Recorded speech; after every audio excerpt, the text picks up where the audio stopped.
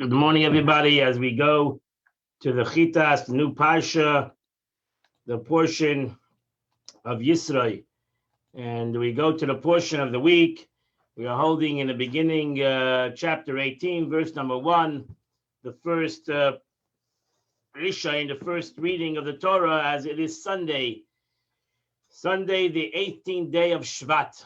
Verse number 1. Vayishma Yisro, and Yisro heard Kohen Midian, who was the Kohen of Midian. Chosén Moshe, who was the father-in-law of Moses. As kol asher asa lakim, whatever God has done leMoshe to Moses, leYisrael Amay, to the Jewish nation. Ki yitzia Hashem es Yisrael b'Mitzrayim, that the God took the Jews out of Egypt. So Yisro heard all this and he came. So Rashi says, Ma shama shmua shamo ba. What did he hear? What made such an impression upon him? So Rashi says, Kriyas Yamsuf, he heard the splitting of the sea. Mechemes Amalek, in the war with Amalek, that how the Jews put down Amalek, who was a very vicious nation. Yisro, so Rashi says, Yisro was called by 7 names. He had 7 names: Ruel, Yeser, Yisro, Chovev, Chaver, Keni, Putiel. And each one of these names is connected to the Torah. He's called Yeser, which means to add, because he added a section of the Torah, and as we will soon see, he added a whole section. He was called Yeser. You'll see. Yisro, he was called Yisro. When he converted, he converted at this present time, and he started to do Torah mitzvahs. So he was given the Yud at the end of Yesed. He was given Yisro. They added a Yud to his name. Chovev. Why was it called Chovev? Chovev means to honor. Shechovev HaTorah, honor the Torah. So that's why he was called Chovev. How do we know Chovev is Yisro? Because it says from the children of Chovev, the brother-in-law of Moshe. The father-in-law of Moshe. Yeshem, some people say Ruel is not Yisro, but it was actually Yisro's father. Why was he called Ruel? Because children call their grandfather father. So some people say Ruel is Chayvev's father, and some people say Ruel was also Yisro's name. Chosén Moshe. So Rashi says, why would the Torah tell us that he's the father-in-law of Moshe? We all know that. But we want to give honor. I'm the king of the father. I'm the king's father-in-law.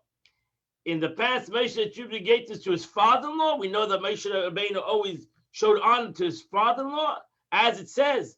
Let me go back to my father-in-law. It says in the Torah, when God asked Moshe Rabbeinu to go to Israel, go to Egypt, he said, "Let me go talk to my father-in-law." Over here, Yisro gives honor to Moshe Rabbeinu. So Moshe Uli Yisrael, it's interesting, the pasuk says to Moshe and to Israel. From here we learn Sheshako Moshe Keneged Kol Yisrael. Moshe Rabbeinu is equal as the whole Israel, and that's because Moshe Rabbeinu was the Melech, and the Melech is Kolam, the Melech, the king is the nation. As Kol Asher Asa, and what else did God do besides the crossing of the sea and Amalek? So you heard even more, but as it's Haman, all these things of the man and the well, that he took the Jews out of Egypt is the greatest miracle out of them all, because it was impossible for anybody to leave Egypt. Verse number 2, Vayikach Yisro Chosén Moshe. So Yisro, the father-in-law of Moshe, took a Tzipora, Eshes Moshe, after he sent her away. So that's what happened. What do you mean? He brought her down to Egypt. When the Holy One, blessed be, he said to him immediately, go down to Egypt. And Moses took his wife and his sons. And Aaron went forth, and he met him in the mount of God. He met him in Mount Sinai. And Aaron said to Moses, who are these? Who are these? These are my wife and I married in Midian. And these are my sons. And where are you taking them? Aaron asked him. He said, I'm taking them to Egypt. Aaron reported, we are suffering with the first ones, and you're going to bring some extra. You're going to bring this woman and these children into the land of Egypt where the Jews are suffering? Why would you do that for? So he said, turned around to Tzipporah, and he told her to go back home. So she took her 2 children, and she went back to Midian.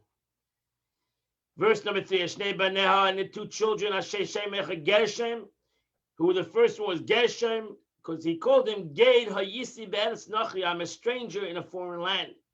V'shem ha'echad Eliezer, he called the second son Eliezer, Moshe, because Kilekei Avi Be'ezri, God is with my father and he came to my aid. God is my father and he came to my aid. And he rescued and he rescued me from the sword of Pharaoh. So that's just, what does that mean? He rescued me from the sword of Pharaoh. When Dasavida informed the Pharaoh on the story of the Mitzri, that he killed the Mitzri, and he wanted to kill Moshe Rabbeinu, so he saved him. As the Medrash says, he turned his neck into a marble pillar. Verse number 5.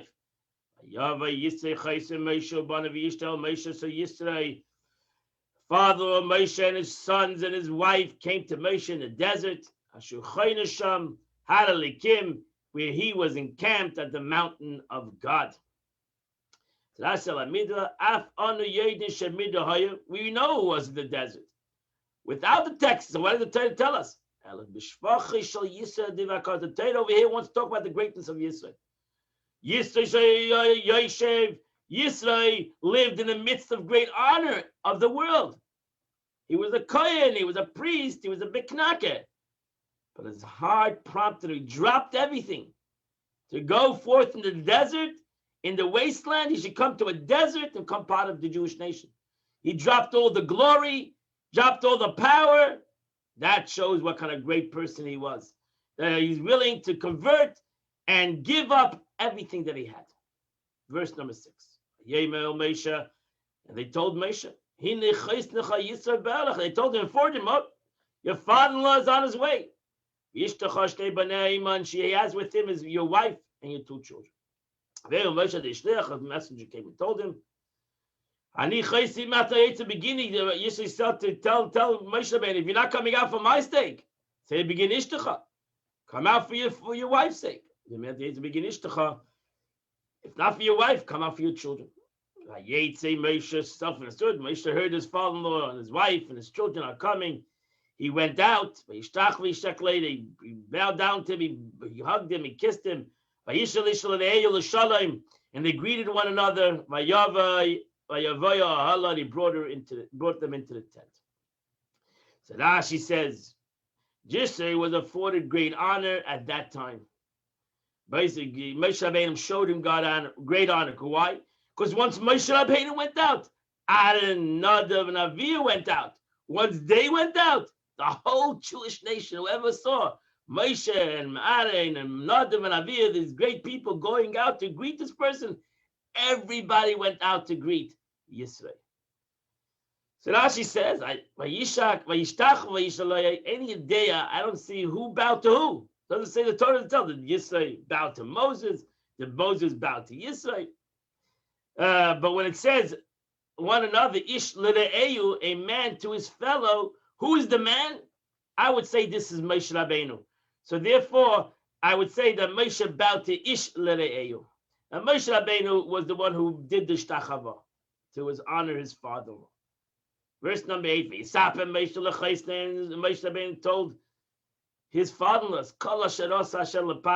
everything that happened in Egypt, because of the Jewish people, all the hardships, what they happen in their way, Hashem, and how God saved them in their journey. Moshe Rabbeinu wanted to tell Yisrael said he wanted to become a Jew. So Moshe Rabbeinu was drawing him in to become a Yid. He told him all the details. He heard about it, but Moshe Rabbeinu told him the details. Verse number 9. And Yisrael was happy on all the goodness.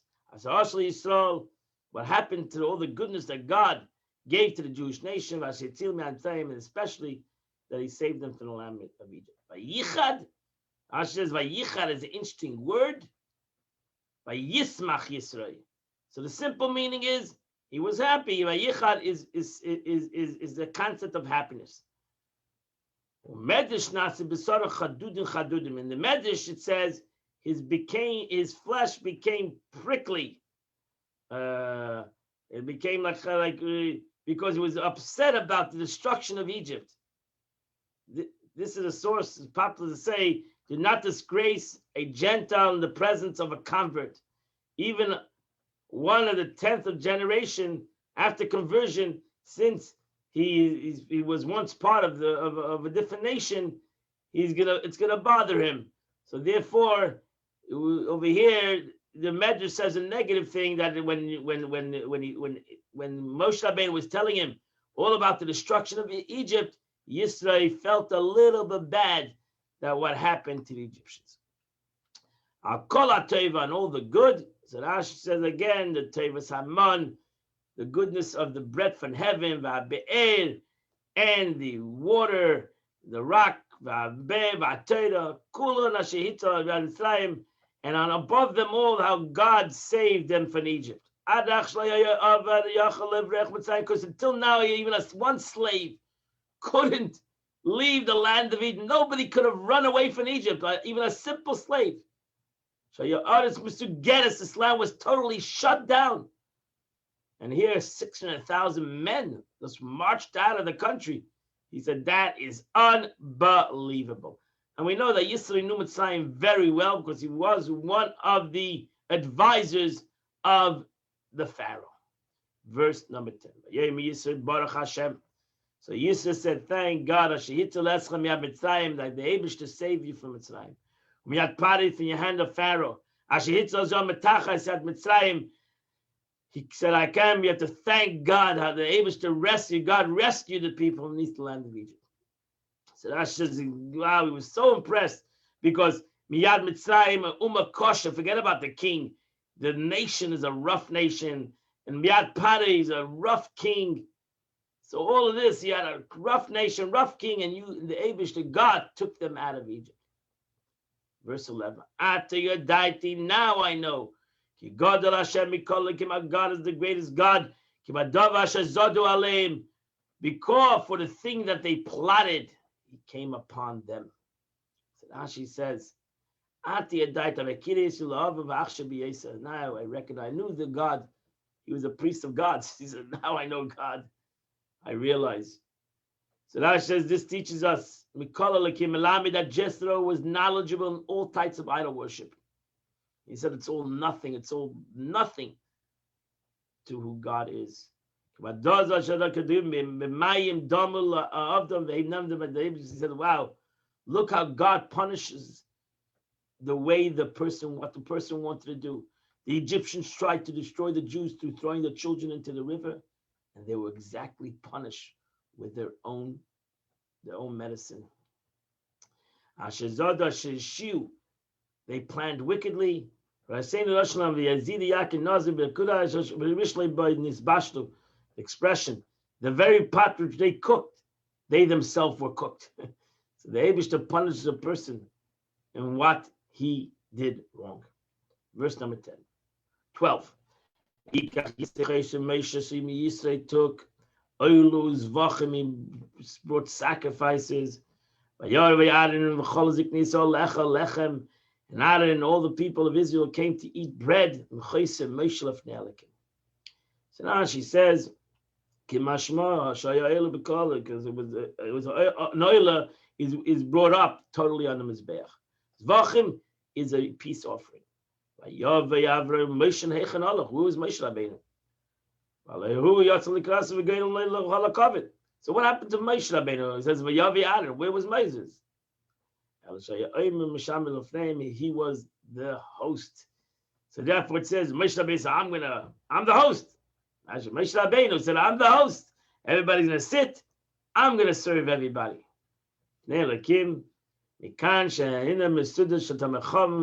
From here we learn one who derives pleasure from the feast of which Torah scholars are seated, as if he derived pleasure from the splendor of the Shekhinah, because it's Lefnei Elikim, before God. What a beautiful beginning of Pashas Yisrael. We now go to the Tanya of the day. We are in the middle of chapter 25 of Tanya. So here the Alter Rebbe continues. He started off the Tanya, actually chapter 25. He started off what he said in the beginning, all the way in the introduction of Tanya, that he established this. He established the teaching of the Tanya and the pasuk. How close it is to you in your heart, in your mouth to do. So the Alter Rebbe is explaining how close. He started off saying how close it is, because since everybody has his brains, Baruch Hashem, everybody has chachma, and the Eibishter made that a mind should always rule the heart. So everybody has the capability to stop his own stupidity. Everybody can stop every ruach shtus that he started, every moment of stupidity. Everybody can stop it. Nobody can say, I cannot stop my stupidity. That's not true. Everybody can say, enough is enough. That's it. Here's the red line. I'm stopping. I'm trying to make a U-turn. So that's the negative. Everybody can stop that. And so too, in the concept of doing good. Everybody can strengthen himself like a lion, with a might and determination of the heart, against the evil nature which weighs down his body, and is dragging, is casting him down, to the element of earth which is in the animal soul. So it keeps on pushing him down. The laziness, this laziness prevents him from exerting his body. This laziness, this animalistic soul keeps on pushing him to the earth, which is laziness. Becoming from help from stopping him from doing in the service of God, which is service of God that entails effort and toil. Going, what do I mean the effort and toil? For example, the labor of Torah with deep concentration, and also the orally, that is, his mouth will never cease for the study of Torah, and that takes effort, and we get lazy. And that's our nefesh habahamis, who makes us lazy. And our rabbis have said,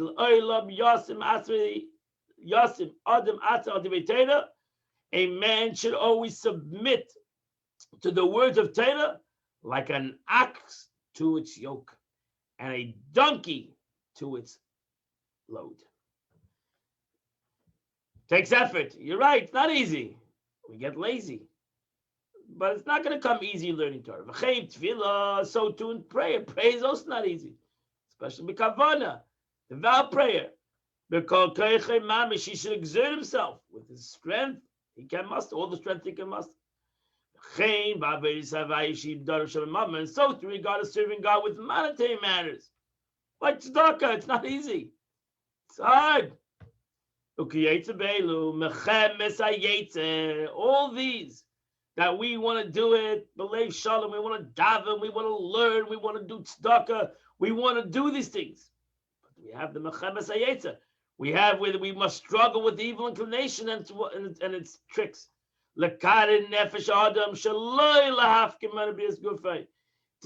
make cool the person that he claiming that he ought to not dispute his money.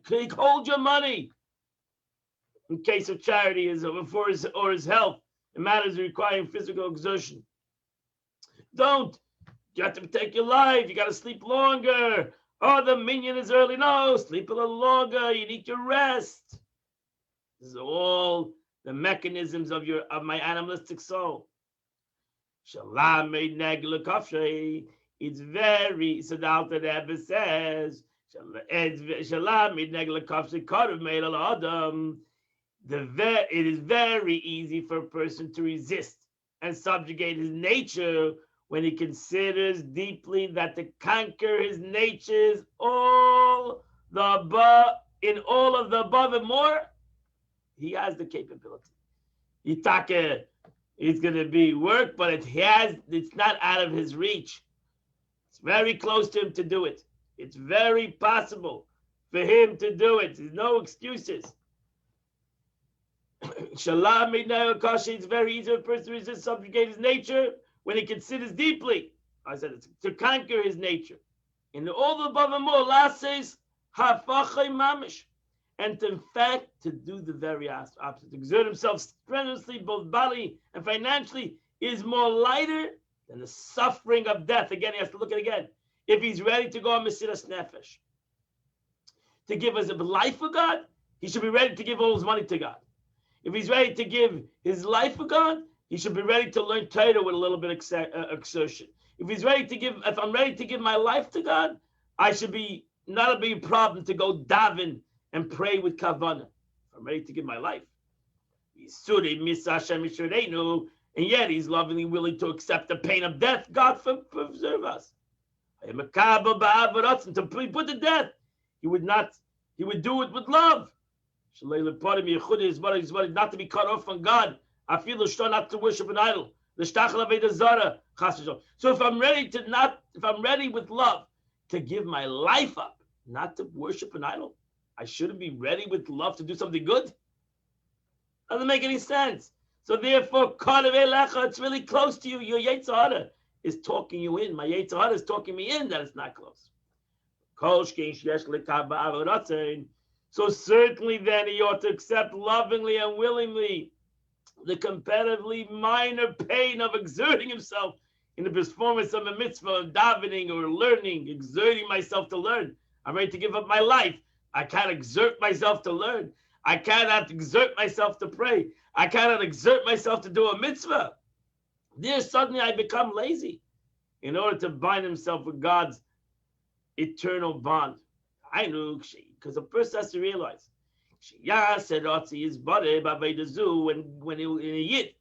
a Jew fulfills God's will through this service, despite exertion involved, what happens?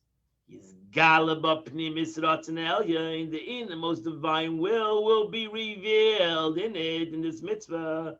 Bechinas panim, eternally the face of God, v'gilui rav, and an unbelievable revelation, nothing hidden at all. So when a Jew does the will of God, he reveals the essence of God. And what happens? And when there's no hiddenness in the countenance of God, azai, then everything is not separate. Nothing is at all separate from godliness. And nothing is independent. It's all united. It's all united. It doesn't have its own identity. Then the mitzvah doesn't have its own identity. The Torah I learned has its own identity. And I ultimately have lost my identity. My identity became the identity of HaKadosh Baruch Hu. And therefore, thus the soul, meaning the soul of the person performing the mitzvah, both the divine and the animate soul and their garments through speech, thought, speech, and action will be united in a perfect unity with the divine will and with the infinite light of God. Blessed be He, as explained above. And realize something, my friend, further, even more so than what we just mentioned. Not only you will have a unity of God, this unity that I create with God through my learning and through my davening and through my mitzvah is everlasting. Never ever disappears. Nothing ever disappears. Because God and His will transcends time. And therefore every mitzvah ultimately transcends time. Every prayer transcends time. Everything I've learned transcends time. That's also an unbelievable. So besides the unity that I create at this present moment that we're learning here right now, we create a unity in God in the world, but this unity will last forever. So too, even in this world, his revealed will, an expression of his word. The Torah is eternal.